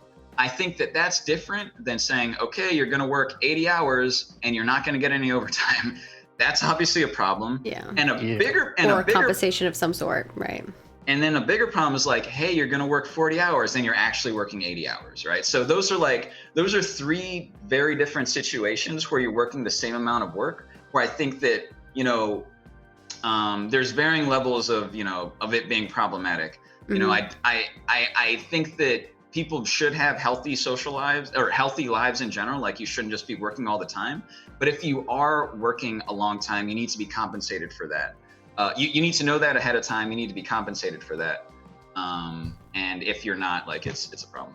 And obviously we talked about the main causes that you think are the causes of this, but like, how do you think developers and companies can avoid burnout and, of course, extreme crunch times? And I think you did mention already, proper planning and really assessing, having like a good producer. People don't realize sometimes that producers are really valuable. A good producer, that is, because their job is to time manage you, or a project manager.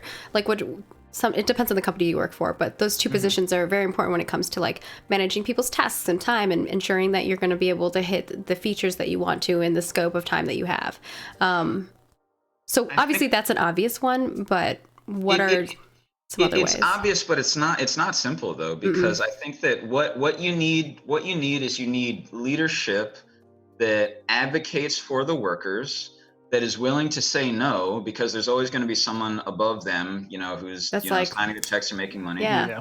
The worst thing you can have is a leadership team that says yes to everything asked for them, because they're just passing off the work to you. I've worked with a lot of what they call yes men, right? Like, not that it's all men, but yeah. But yeah, and it's really terrible. So they need to be able to advocate for the workers. They need to have a reasonable understanding of how much work is actually getting done. And the other thing where people can get caught sometimes is having this attitude of, well, it'll all get done in the deadline, because sometimes, you're really lax for 70% of the schedule, then the whole game gets made in the last 30%. Yeah. And sometimes I think people feel like, well, that's fair because I wasn't working before and now I'm working really hard. I think that it's safer if you're working harder consistently, and if there's mechanisms for that by having like milestone check-ins or certain kind of deliverables, or like a more regular cadence that people can agree to. So there isn't this idea like, okay, we're getting close to launch, now it's time to crunch. No, you should be working kind of consistently throughout. And there's going to be more stuff that happens towards the end just by the nature of it, because for one, you're not going to understand how some of these systems work until they're actually built. So you're going to have to redo some things. And testing them, and once they're built, and implementing data, and then you realize that maybe like the backend is not right for that data. It's a lot. Yeah, that's a lot. And then also, and this is just part of the process, honestly, you learn stuff as you go. So by the time you get to the end of the cycle, you know more and you're more capable than in the beginning. So you will actually be doing more because your output is higher. I think that can be a little different than crunch sometimes. Something that can be more irresponsible is very late in the cycle, they want to add something completely new and risky, that could introduce a lot of problems and break existing things. I think that's different than saying like, okay, now we really want to polish this existing thing because we understand these mechanisms to like, I call that feature creep. Brand new. Yeah, feature creep to me is when you add a new feature because you're like, oh, but what if we add this? But what if we add that? Because you're just trying to make something cooler and cooler, instead of just polishing the thing that you already have and maybe deciding, maybe that's a DLC, or maybe that's an expansion pack. Like, it doesn't have to all. Sometimes I think we get too excited and ambitious, and I think someone else in chat actually mentioned that Serious Yo said it's definitely hard to mitigate that behavior of someone being too eager and management being too ambitious, especially in a creative field where we're all really excited and we want to see these new features in our product, right? Like, we're like, well, I'm willing to put the time in to make it happen. Also, as an engineer, when you're running into that issue, I always feel like I know where the bodies are buried. I know that this isn't as good as it could be. Everything can always be improved. Yeah, it's true, but like ambition is part of it, but you also need to be reasonable, because there ought to have been a clear conception of what the product is actually going to be and what features it's going to have, because feature creep late in the stage, because by that time everyone really knows what's going on, and sometimes you will come up with a feature, or you'll realize it through testing, like, oh man, it'd be so cool if we could add X, And sometimes you'd be like, oh, you know what? That actually wouldn't be too hard to add.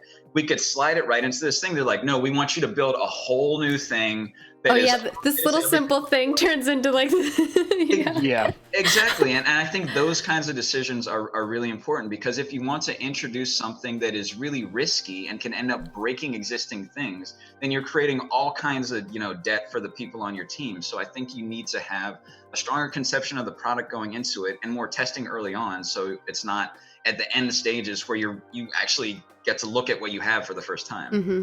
And I agree with you on the strong leadership, and that leadership advocating for their employees, making sure that those people are, in good mindsets. Because sometimes you usually know as a lead when someone feels overworked or they need a break, right? Like it gets pretty obvious. People can get testy.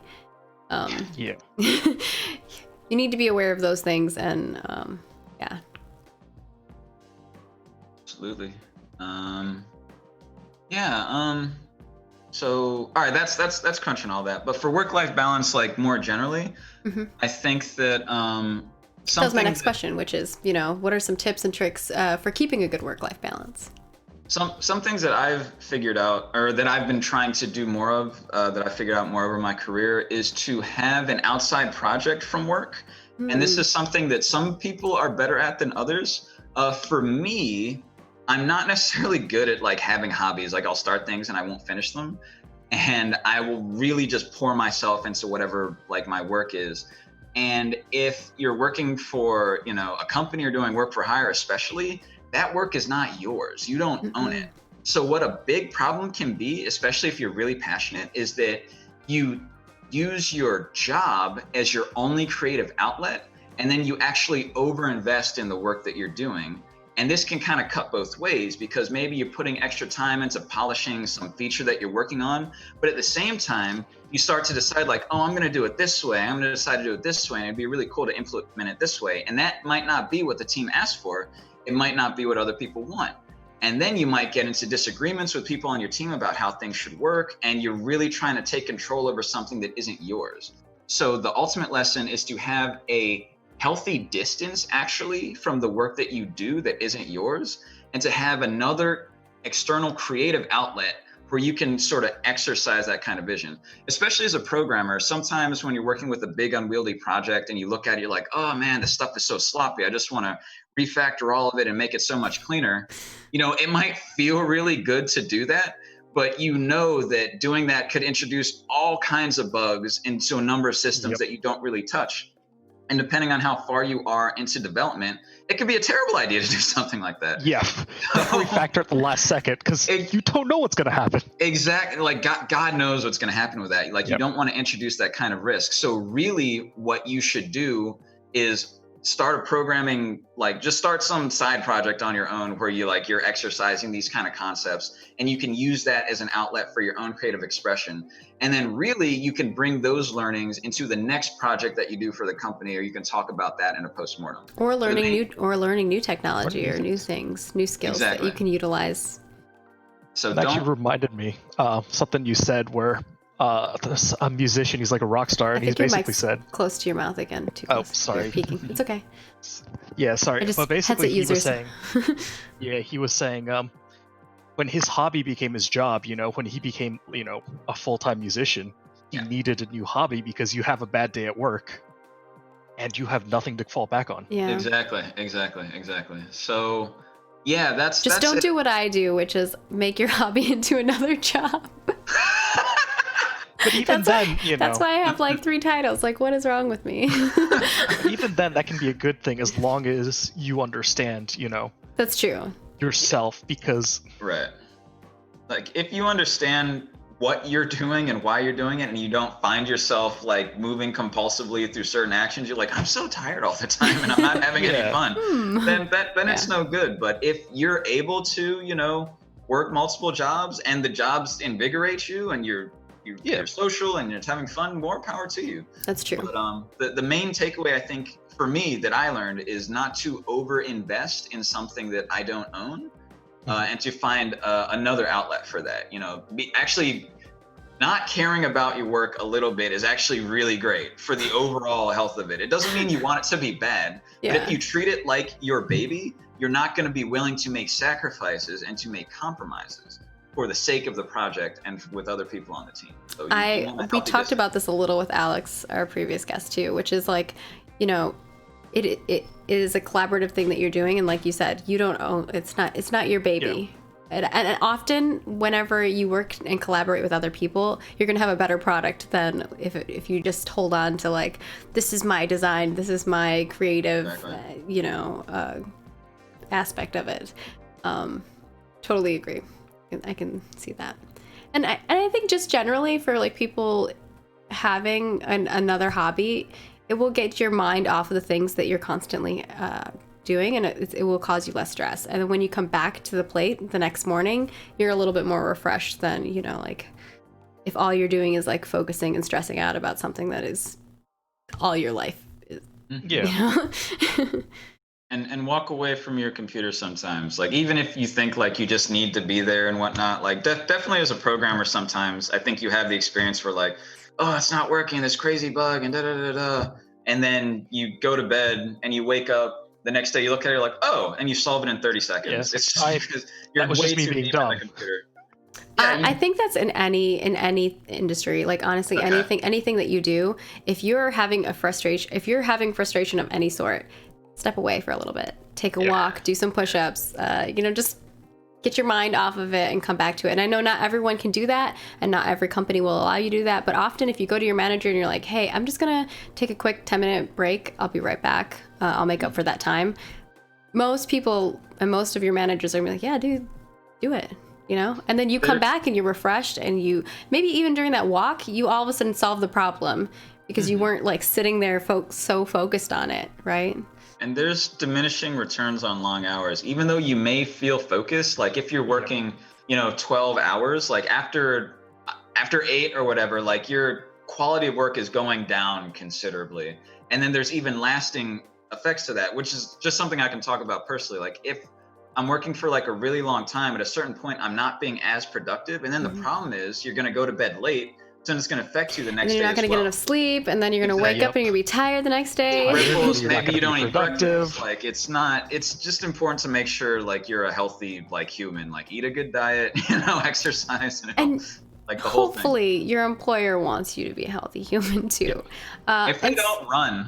Yeah. If they're not looking out for you, then you may very well be a sign that you want them. I think sometimes people don't utilize like sick days when you're having mental health days, and I think it's very important to take those sick days if you're feeling like mentally not there. Sickness does not have to always mean that you are like coughing and sneezing and dying of some type of flu or virus. Sometimes it is like purely just you are mentally drained, and it is okay. It is okay to say that and take your time off. And I think hopefully your manager will understand that. I would. And I think if they don't understand, again, run, like Joe was saying. If they don't get that, they're not a good manager. Mr. Joss said, all the time, best debugging is done asleep. Yes. Thank you. Tetragon said, shower works too. Showers. Yeah. 10 showers a day. I might be worried about your skin. Really moist. There may be some problems happening. Your water bill is going to be bad too. Yeah. That's just going to cause you more stress, and then. I'm just imagining, like, just programming in the bath. Everyone's waterproof computers, and then they have like those like trays, that you put your laptop on. You could just chill. I like baths. So. I don't know. I kind of like this idea now. Especially with work from home, you could legit be doing your work from a bathtub. I'm not. Just don't, be safe about it. Okay. I think that's it for that topic, unless you have anything else you want to add. Obviously, there's so many ways to, ensure that you're keeping a good work-life balance. Actually, I had a question for Kojo. How has COVID-19 and the work from home thing changed your work-life balance? Ooh, actually, it's been kind of tough for me. And this has to do with when I was freelancing as well, so I can sort of tell an anecdote from that. So when I first moved to San Diego, I was living in a studio apartment, and I would freelance, so I'd work from home. And it was really tough for me to separate work from not work because I'm literally in the same place and like my bed was like right behind me. Like it was just like that. You just don't have like, you don't even have an extra room. Like some people have rooms for like the computer, which is nice, but not everyone has that. Yeah. So some people are good at that sort of separation. I was not. So for me, it felt like I was working all the time. And if I wasn't working or looking for clients, I'd feel guilty, like, oh, I'm wasting time. Like I need to be making rent money and this and that. And it was really kind of like stressful a lot of the time, honestly. And then eventually after a few years, I got a co-working space, and the decision that led me to that was I was working for a client, and I remember in my mind mentally I was working for 12 hours that day, like 11 a.m. to 11 p.m. Then when I wrote down the actual hours that I was going to bill the client, it was something like 3 hours that I was actually like productive and was going to bill to the client. I thought like, well, this is terrible. Like my whole day is shot. I didn't even go out and enjoy it. And now I only have like 3 hours to bill this client. So what I did after that is I decided to invest in a co-working space. So I actually rented out space at the Extra Cold office where Robert Dunlap has had the company over there in Lemon Grove. And I rented out a desk there, and I paid him monthly for that. And then what I found is when I went to the co-working space, if I was there for 8 hours, I was productive for 6 hours. And that was a lot better, ratio than like 3 to 11. Mm-hmm. So what happened was, and it took me a long time to realize it, even though I was paying money for this space rather than not paying money at home, I was making that back in how productive I was being, and I could bill to clients. So and that's something I think is like really simple for some people, but it took me a long time to figure it out. Like it makes more sense to spend money on a lunch that you can eat in 15 minutes than to spend 4 hours going to the supermarket and cooking. But I like that. Yeah. It is something that you like, but in terms of like being productive, it's not the best business best decision. use of your time. Yeah, totally. Exactly. But so I just have someone else do the shopping for me, and then I do all the cooking. So that helps. But yeah. that's a roundabout way of me saying I've been trying to establish a structure for myself, so I'm not working all the time. So, I'll wake up at 8:30, usually. I'll try to exercise and I'll start working at 11. I'll try to finish by 7. And I try to be really strict to that. Mm-hmm. Otherwise, to me, I'm always working because I'm at home. So if you can find ways to create structure for yourself, or if you have an extra room in where you're living and that can be the workplace and the rest can be your living place, do that. But structure or another space has been something that's been really important, I've found. That's what I do. And I ask because I know a lot of people have started to feel a little burned out on some of these things. So I think even with that, like obviously I'm doing the same thing. I have like a space where I'm like, this is my 9 to 5 where I work, and then unfortunately I also game and I do stuff. So like it does sometimes teeter into it, or sometimes I find myself, I just don't even realize, like I'm like, oh, it's already 7 and I started at 9. I didn't realize what was happening, because you just get focused on like what you're doing. A tip that I would provide for people is setting an alarm on your phone. So I have multiple alarms on my phone, or I also do like calendar invites. So I actually put calendar invites on the calendar for my coworkers so they'll take their break, because sometimes you just don't think about it, and then you're like, oh, you get a pop-up and you're like, oh yeah, I should take a break, and they're like, okay, I'm taking my break. And that should be something that people do, and you just don't realize it. And obviously if you're a manager, I implore you to put that into your system too, because it definitely helps people, because you just don't realize it. You don't realize it's lunchtime. You don't realize, especially when you're like, this is your home, you're not used to like, when you're at work, you see people, oh, all those people are getting up. Right, it's lunchtime. When you're sitting here at home, you just don't realize it. I'm gonna try that. I like that. Yeah, I think calendar invites or alarms of some sort can help identify like slotted times. And obviously that doesn't always work, because sometimes you're like, well, I'm in the middle of something, I don't wrap it up. So but you can make that assessment later. Mm-hmm. Do you have any other tips that you want to bring in there, Austin, in regards to that? No, I just wanted to say that Alex was saying he like physically brought another computer that they had to use for work. Our work actually gave everybody computer, their computer from work. And too, also, for those it's also important for coworkers to respect your boundaries and don't message people at night. Ooh, that is definitely. You can set yourself as a way, like if you use Slack for work or anything like that, you can set yourself as a way. get those messages when you wake up. that, try not to respond to those notifications. messages. Respond to them only during those times. And most platforms like Slack and so on and so forth that businesses use, they'll have in the settings, like you have to go in the settings and set it up, but you can set it up so they won't bother you within a certain time frame. Yeah. Or you can even do it on your phone. You can set your phone up to be like, during these times, I'm do not disturb for these applications. Then you don't have to worry about it. And then when you wake up, you just have a million, and then you have to deal with it then. But then you're on the work clock, and it's okay, and you're not overwhelmed. No, that is all throughout the day. 100%. But I think, Austin, that's a good point. It's a good one. Well, through Alex. Alex is a good point. Yeah. Moving on to our final section here, I always like to know kind of like what people see for the future, and then also like kind of what their aspirations are, because I think it's always interesting to see, you know, like what inspires you, because sometimes that can like inspire other people to do amazing things. Looking forward to the future, like where do you see yourself in 5 to 10 years? Oh gosh, still making games. Yeah. Within 5 to 10 years, I would like to make a game that I had a stronger creative hand in. You know, when I quit my job at Zynga originally, I was working on a mobile game for years that I never finished. Aww. And I don't know if I ever will. And the game was it was supposed to be a lot of things. It was supposed to be like my indie game, my way to like learn C++, and a way to like get more freelancing clients. And the only thing it did was teach me C++.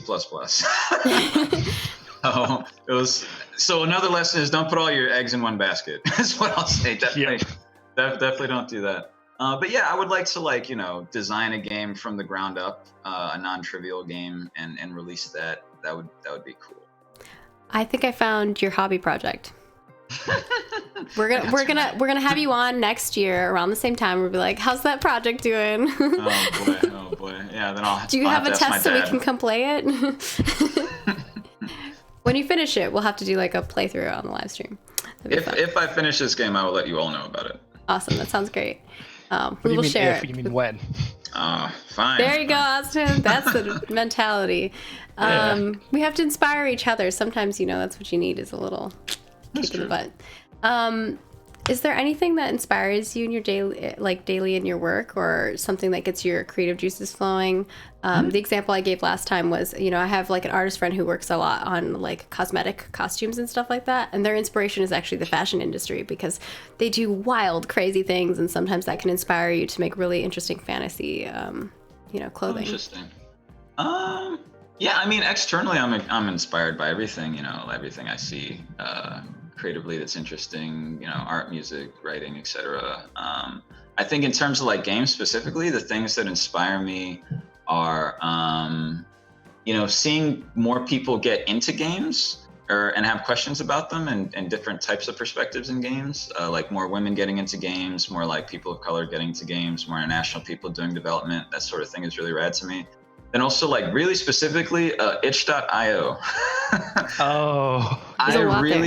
I really like Itch. I really appreciate the stuff that they have there. Like not just like as a store or whatever, or like a platform, but it seems to me that, you know, that organization, like they've made an effort to kind of present different types of games and people that are making an attempt to make small, interesting experiments and make them accessible. Like they have something called like the randomizer, and you can set it on web games, and you can literally like press a button and get a totally different like web game. It's like WarioWare in your browser. It's really cool. Sometimes seeing like the systems that people put into their games can really inspire you to create your own systems too.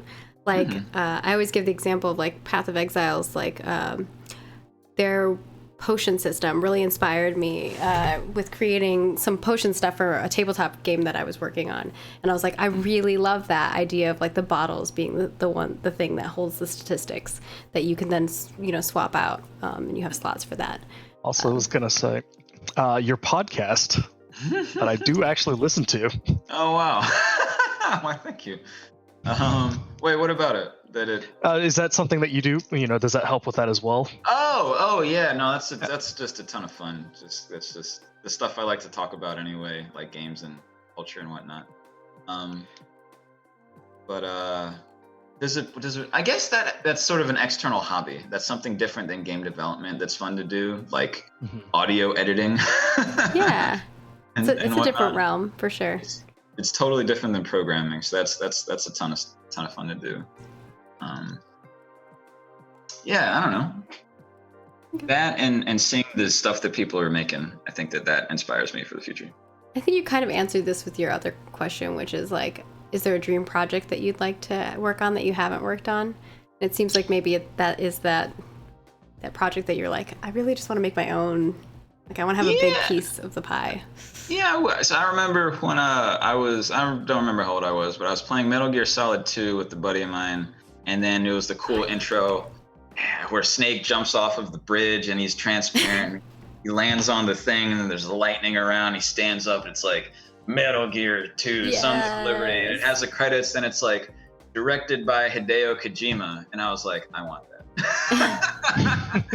that. He makes wild stuff, man. He does. Insane. I love it. Yeah. I want to create like a moment that big and it to say directed by Kojo Kumah. That'd be cool. You know what? I believe in it. I believe that you can make that happen. Well, we'll see. We got time. I guess to kind of like wrap things up, if you could give the audience like one big piece of advice out of anything, it doesn't have to be specifically any topic that we talked about today, what would it be? One piece of advice. Don't doubt yourself. Don't doubt yourself. Never count yourself out before you start. Never let anyone tell you can't do something. And be compensated. Like, definitely make sure you're compensated for your work. Like, don't be a starving artist. No, don't do that. Like, go out there and try to sustain yourself, try to thrive, and swing for the fences, because you can do it. Yeah. And sometimes, if someone else doesn't want to give you the opportunity, you can make the opportunity for yourself. I think that's like good advice. Sometimes it's hard to have faith in yourself. Heaven knows, I think all of us have been there where we just don't think we're good enough, but you are. Confidence. Yeah, confidence. And confidence can go a long way even when you're not. And so here's a bit of advice that I say to other people and to myself sometimes. Sometimes you can't really have something until you give up on it. What do you mean by that? And I think there's other versions of this that people have said before, but sometimes you're so fixated on the idea of something that you can't imagine not having it. Okay. And that fear can hold you back. But if you can really, kind of internalize the idea of like, you know what, this might not happen. And if it doesn't, that's fine. I'll do something else. Sometimes, in my experience, it's those moments where the opportunities actually present themselves.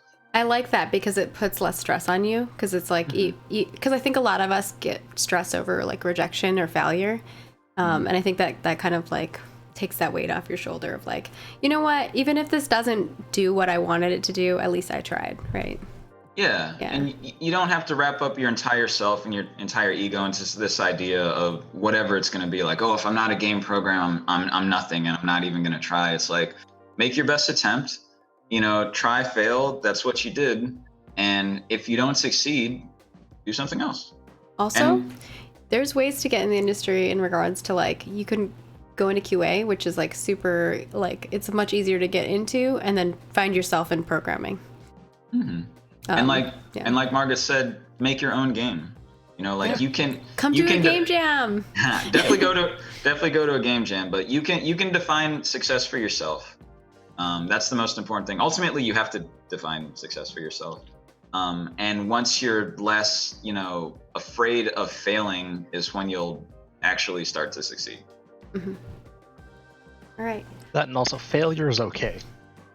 In failure, we learn. Fails. We learn things. If you didn't ever fail, you would never have the experience to know like you did something wrong and how to go forward and do something right the next time. Like I think it's so important to value your failures because they are like part of who you are.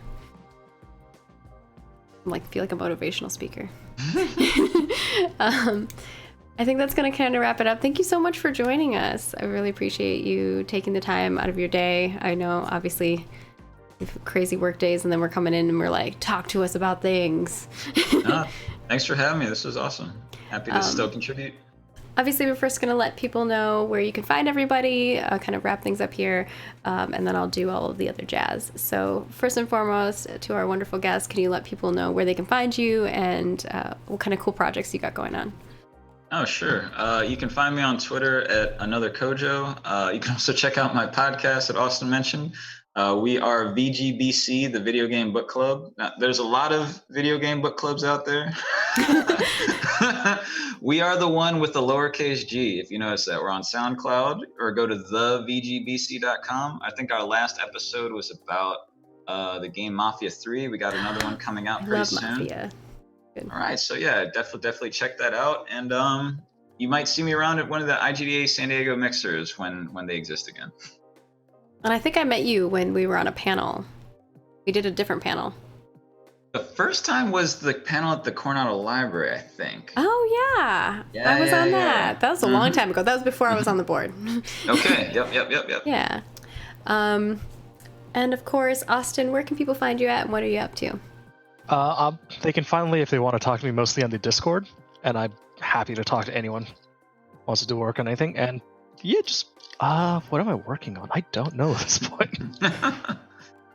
Secret government stuff.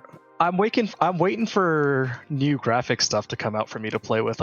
There's new graphics cards coming. Yeah, I'm over the RTX stuff right now, and I just want to wait for what's the cool new thing to happen. I just want to play with things.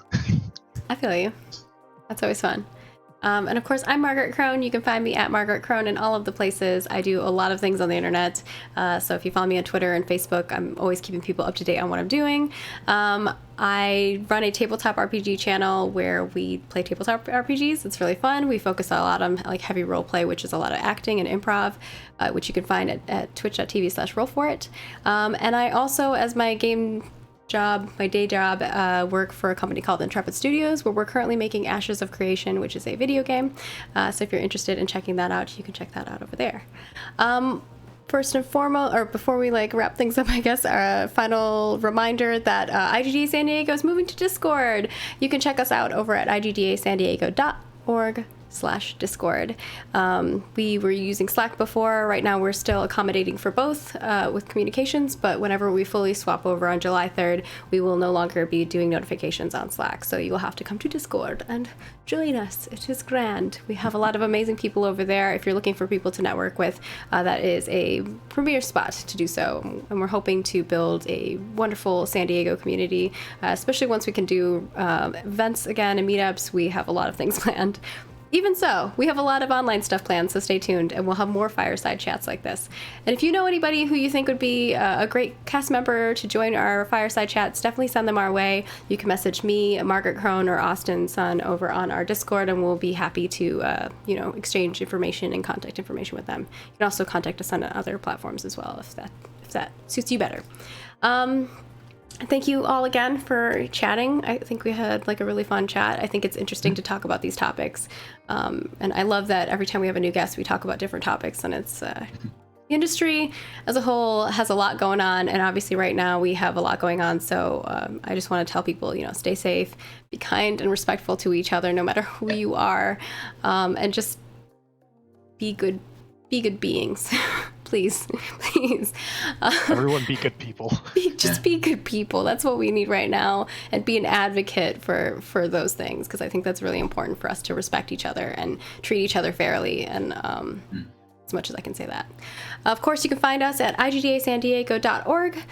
You can find us on Twitter, Facebook. This video will be up on our YouTube channel. We'll post it on our social media whenever it's up, as well as the Twitch VOD will be available as soon as we end the stream. So thank you all for joining us, and we'll see you next time for another Fireside Chat. Hey, everybody.